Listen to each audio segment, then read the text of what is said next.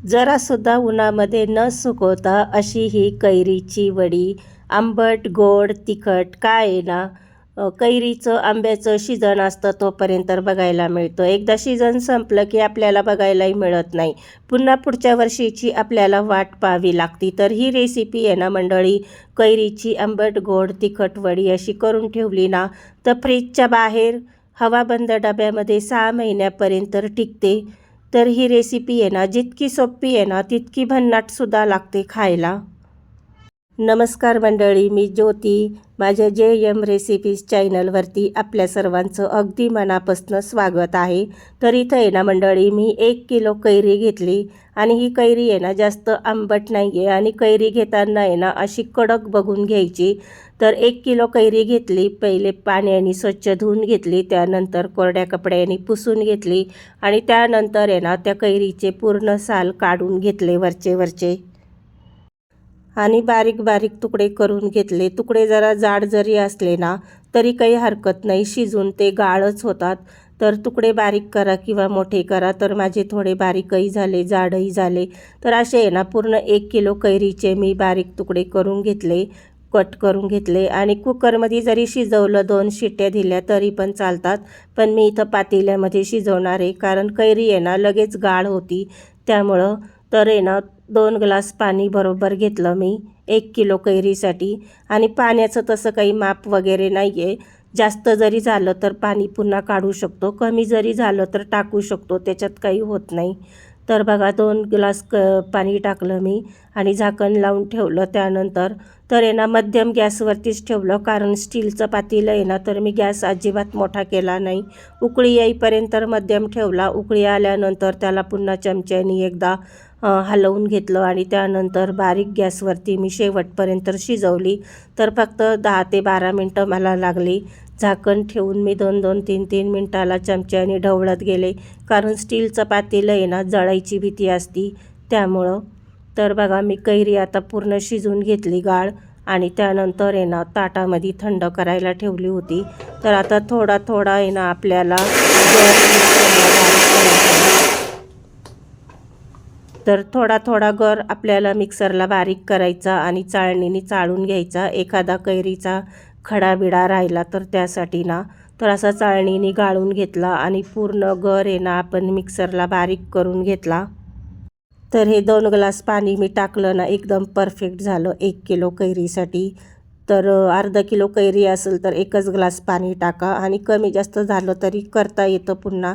कमी झालं तर टाकायचं, जास्त झालं तर काढून घ्यायचं. तर बघा इतकं माझा कैरीचा गर तयार झालेला आहे. तर आता आहे ना गॅस चालू करून आहे ना जाड तळाची कढई ठेवली. माझ्याकडे आहे ना मोठी कढई होती, पण ती पातळ तळाची होती, त्यामुळं मी ही जाड तळाची घेतली. पण ही कढई आहे ना छोटी पडली, पण तरी पण त्याच्यात झाला आपला गर तयार. तर पूर्ण गर मी कढईमध्ये टाकला आणि गॅस आहे ना मध्यमच ठेवला बरं का उकळी येईपर्यंत. आणि उकळी आल्यानंतर आता चमच्याने थोडं ढवळून घेते आणि गॅस बारीक केला. तर शेवटपर्यंत आपल्याला गॅस आता बारीकच ठेवायचा, मोठा अजिबात करायचा नाही. त्याला सारखं असं चमच्याने ढवळून ढवळून घ्यायचं आहे, कारण आहे ना कढई पूर्ण भरलेली आहे, त्यामुळं बाहेर जाण्याची भीती आहे मला. तर तुम्ही कढई थोडी मोठी घ्या. तर आता उकळी आल्यानंतर आहे ना मी 1 चमचा मीठ टाकलं त्याच्यामध्ये. 1 किलो कैरीसाठी पोहे खाण्याचा जो चमचा असतो तो 1 चमचा टाकलं आणि अर्धा किलो साखर टाकली, कारण कैरी जास्त आंबट नाही आहे त्यामुळं मी अर्धा किलो टाकली. तुमची कैरी जास्त आंबट असेल ना तर थोडं कमी जास्त करू शकतात आवडीप्रमाणे, पण मी अर्धा किलो टाकली. आणि साखर टाकल्यानंतर तर बघा काय झालं ना, कढई माझी पूर्णच भरून गेली बघा. आणि गर आहे ना असा बाहेर चालला, त्यामुळं सतत मला ढवळावं लागतं चमच्यानी. तर असं आहे ना चमच्यानी ढवळून ढवळून घ्यायचं आणि असं काचेसारखा चमकायला लागतो आणि कढई पण सोडायला लागतो. तर असा काचेसारखा चमकला ना की आपला गर आता वडीसाठी तयार झालेला आहे समजायचं. तर बघा कसा काचेसारखा चमकायला लागला एका बाजूनी. अजून थोडं उकळी आल्यानंतर अजून सगळ्या बाजूनी काचेसारखं चमकायला लागल. तर बघा मला 10 ते 12 मिनटं बरोबर लागली. आता आपला गर पूर्ण काचेसारखा दिसायला लागला. तर त्यात आहे ना मी थोडा खाण्याचा रंग टाकला. तुम्हाला वाटलं तर टाका किंवा नका टाकू. आणि थोडंसं अर्धा चमचा मी चिली फ्लेक्स टाकलं. तुम्हाला वाटलं तर लाल तिखट टाका किंवा नका टाकू. पण ही जी वडी आहे ना ही आंबट गोड तिखट असली तरच भन्नाट लागते खायला. आणि आता पूर्ण एकजीव करून घेतला. तर बघा आपला घर पूर्ण वडीसाठी टाकण्याला तयार झालेला आहे. आणि उकळीसुद्धा अशा बारीक बारीक उकळ्या फुटत आहे. तर आता आहे ना मी गॅस बंद करते. इतका असा पातळ घट्ट असा इतका ठेवायचा आहे आपल्याला वडी टाकण्यासाठी. तर आता आहे ना 2च ताटं घेतले, कारण आपल्याला वडी थोडी जाडसर करायची.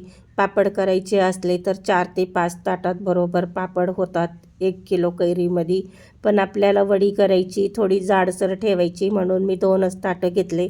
ताटांना काय केलं ना अगोदर थोडासा तुपाचा हात लावून घेतला. तूप पण थोडंसंच लावायचं, अगदी जास्तच लावायचं नाही. आणि 2 भाग करून घेतले त्या घरचे. 2 ताटामध्ये वतून असं टॅप करून घेतलं चमच्याने. आपल्याला चमचा फिरवायची सुद्धा आपल्याला गरज पडलेली नाही आहे. आणि ह्याला आहे ना मी अजिबात उन्हात सुकवलेलं नाही आहे. 4 दिवस ह्याला फॅनखाली सुकवलं. तर आहे ना रात्रीचं म्हणजे दिवसभर तर मी असं उघडंच ठेवलं होतं. पण रात्रीचं आहे ना पातळ कपडा टाकून ठेवला होता झाकून. त्यात एखादा मच्छर वगैरे बसायला नको म्हणून. तुम्हाला वाटलं तर तुम्ही चाळण ठेवा, चाळण नसली तर कॉटनचा पातळ कपडा झाकून ठेवा त्याच्यावरती, म्हणजे मच्छर वगैरे बसणार नाही. आणि 4 दिवस बघा किती छान सुकले फॅनच्या हवेला. आणि पडतसुद्धा नाही ताटातून, जसे उन्हात सुकवतात तसेच. तर आता आहे ना त्याला 4ही बाजूनी चाकूनी काय करते ना कडा मोकळ्या करून घेते. आणि कडा मोकळ्या झाल्यानंतर बघा ताटाला तर अजिबात आपला गर चिटकलेला नाही आहे. फॅनच्या हवेखाली सुकवूनसुद्धा आपली पोळी किती छान निघली ताटावरची ते बघा तुम्ही. आणि किती चमक आली आहे त्याला, किती छान दिसतात. जितके छान दिसतात ना मंडळी तितकं खायलासुद्धा भारी वाटतात बरं का. आणि आपल्याला लागण त्या आकाराचे चाकूनी कट करून घ्या. तर मी छोटे छोटे चौकोनच करते. तुम्हाला जर वाटले तर लांबसर चौकोन करा किंवा त्रिकोण करा, कसंही करा.